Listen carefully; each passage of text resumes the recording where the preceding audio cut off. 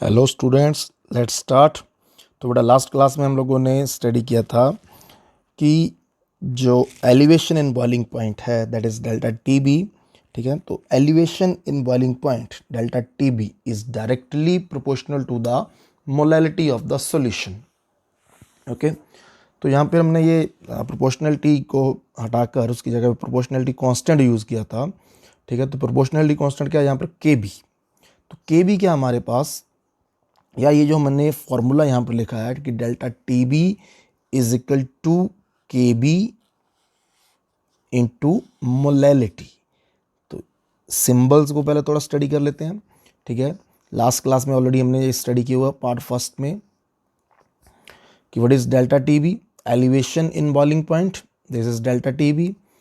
M is the molality of the solution. याद रखेंगे molality है, मोलैरिटी नहीं है। मोलैलिटी क्यों है इसका रीजन भी हम लोगों को पता होना चाहिए, क्योंकि हम लोग यहाँ पे क्या ऑब्जर्व कर रहे हैं, टेम्परेचर में चेंज।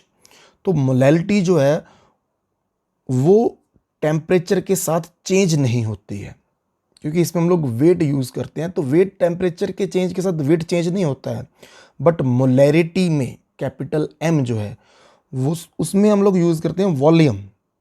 तो जैसे जैसे हम लोग टेम्परेचर चेंज करते हैं वॉल्यूम चेंज होता है। तो ये क्वेश्चन अपने माइंड में रखना है कि इनके केसेस में हम लोग मोलैलिटी क्यों यूज़ करते हैं। Next one is K B. तो K B is ebullioscopic constant. It is also known as the molal boiling point constant. Third name इसका एक और है, that is molal boiling point elevation constant. ठीक है, तो ये तीन टर्म्स या तीन नाम हम के बी के लिए यहाँ पर यूज़ करते हैं।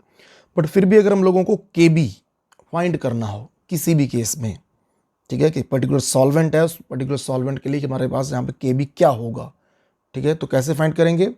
देखो, मान लो जो सॉल्यूशन मैंने लिया है ऑब्जर्वेशन के लिए, उस सॉल्यूशन की जो मोलैलिटी है, ठीक है, उस सॉल्यूशन की जो मोलैलिटी है मैं कितनी ले लेता हूँ? 1। ठीक, तो अगर मैं सॉल्यूशन की मोलैलिटी 1 ले लेता हूँ, then delta T B is equal to क्या हो जाता है? K B, because molality is equal to 1। Now K B is defined as the elevation in boiling point when 1 molar solution is used. Okay, तो definition check करो इसकी। K B, ठीक है, is defined as the elevation in boiling point for 1 molar solution. Okay, तो K B क्या है? It is elevation in boiling point. ठीक है, कि बॉइलिंग पॉइंट में जितना इंक्रीज आता है फॉर द 1 मोलर सॉल्यूशन। ठीक, तो ये के बी के लिए हम लोगों ने इसको इजी सा पॉइंट था, इसको माइंड में रखना है। अब आगे हम लोग आगे कंटिन्यू करते हैं कि how can we further calculate the elevation in boiling point. तो हमारी बेसिक टर्म क्या थी? ठीक है, जहाँ से हम लोगों ने इसको स्टार्ट किया है, तो बेसिक हमारी जो इक्वेशन बनती थी वो ये थी कि delta T B is equal to K B into M. What is M? M is the molality. तो बेटा एक चीज़ इसमें ये नोट करते हैं कि जो मोलैलिटी है उसको हम लोग कैसे कैलकुलेट कर सकते हैं किसी भी एक पर्टिकुलर सॉल्यूशन के लिए। तो +1 में हमने स्टडी किया है मोलैलिटी कैसे कैलकुलेट होती है। मोलैलिटी होती है number of moles of solute present पर किलोग्राम ऑफ द सॉल्वेंट। तो कैसे कैलकुलेट करेंगे? देखो, WV weight of solute over मैंने कर दिया MB molar mass of solute. इतनी टर्म से क्या आएगा? Number of moles of solute. ठीक है, और क्या बोला था मैंने? Number of moles of solute divided by wait of solvent in kilograms. अब एक चीज़ यहाँ पे नोट करो, जो सोल्यूट का वेट दिया होगा वो ग्राम्स में दिया होगा, मोलर मास जो सोल्यूट का दिया होगा वो भी ग्राम में दिया। तो वेट ऑफ सॉल्वेंट हम लोग किलोग्राम में नहीं, यहाँ पर कैसे यूज़ करेंगे? ग्राम्स में यूज़ करेंगे। सभी टर्म्स ग्राम्स में है। ठीक है, तो क्या करेंगे यहाँ पर ऊपर हम इनटू का कर देंगे 1000। ओके, तो ये जो हमारे पास बन जाता है, दिस इज द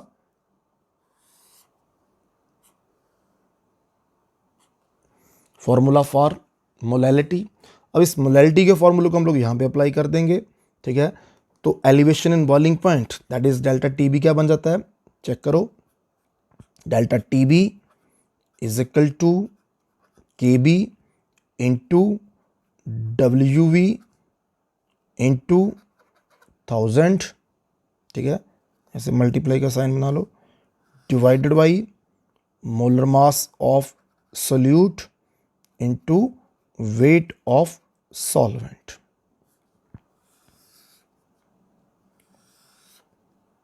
ये है जी, ठीक।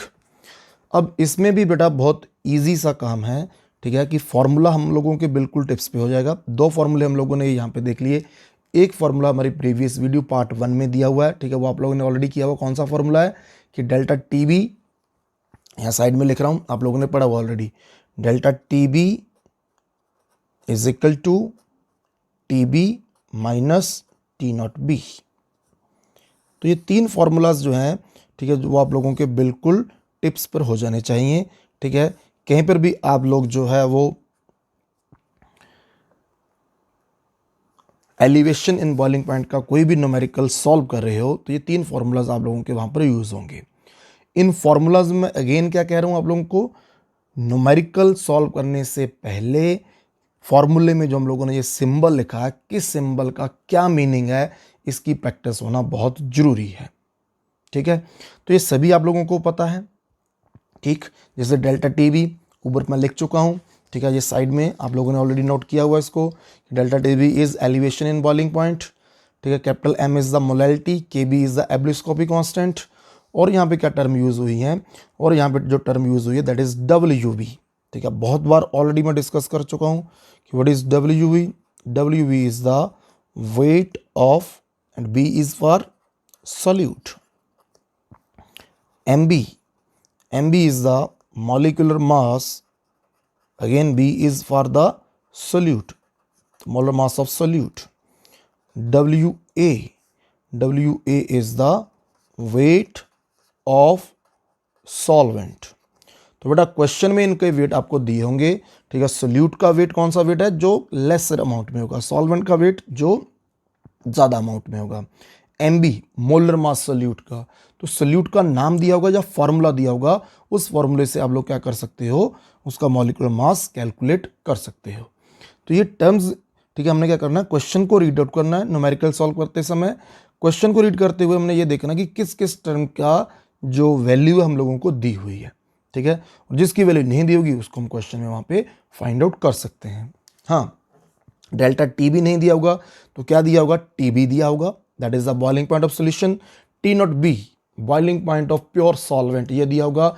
इन दोनों के डिफरेंस से आप लोग क्या कैलकुलेट कर सकते हो, डेल्टा TB कैलकुलेट कर सकते हो।